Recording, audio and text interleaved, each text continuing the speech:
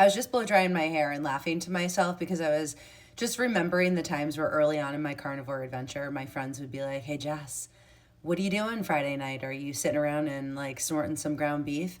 And they joke about it because honestly, that's what I eat every single day. Whenever we'd be talking, oh, I'm just browning up some ground beef, putting in some butter, making my brown butter bites. And no, did I ever think that I would be pretty much obsessed with eating fat and red meat every day?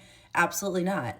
But this is where I get serious. I'm obsessed with the why. And this is just one of my laundry list of whys. But when I did research on this way of eating and I learned more, I've been a health coach for over 12 years. I've been an athlete my whole life. I've been super interested in the human body. I've gone through so many different phases and diets based on research that I was reading at that time.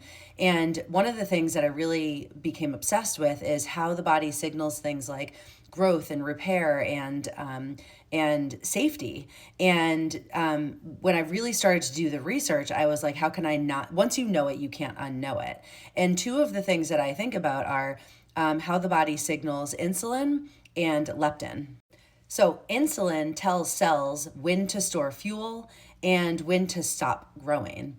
And leptin tells the brain, we're good, we have enough on board, we have enough energy on board, we don't need to eat. And this is where the whole calorie conversation gets me really upset when people are like, there's no other way to talk about fat loss than calories in, calories out. And I always say, no, hold on. We need to talk about hormones because signaling matters more than calories. So when insulin stays high all the time, and when your brain stops getting the message from leptin that we have enough on board, what ends up happening is our brakes stop working. Cells then are getting the message in our body that they need to divide, they need to grow, and they need to store. And they're never really getting that off signal. And this loss of signaling is exactly what researchers are starting to look at more and more with hormone-related cancers like fallopian cancer and ovarian cancer. Now, I'm not saying food causes cancer. I'm saying that metabolic dysregulation causes a perfect scene for things to go wrong in our bodies. And this is where carnivore makes so much sense to me. The foods that we eat on the carnivore way of life help to lower the insulin demand on the body.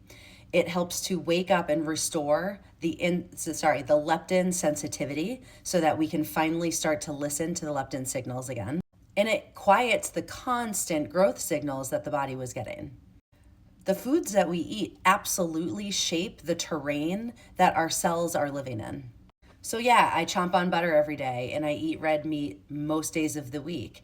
And it's not because I'm extreme, it's because I understand the why. And then when you understand the why, it's almost illogical to not continue doing it.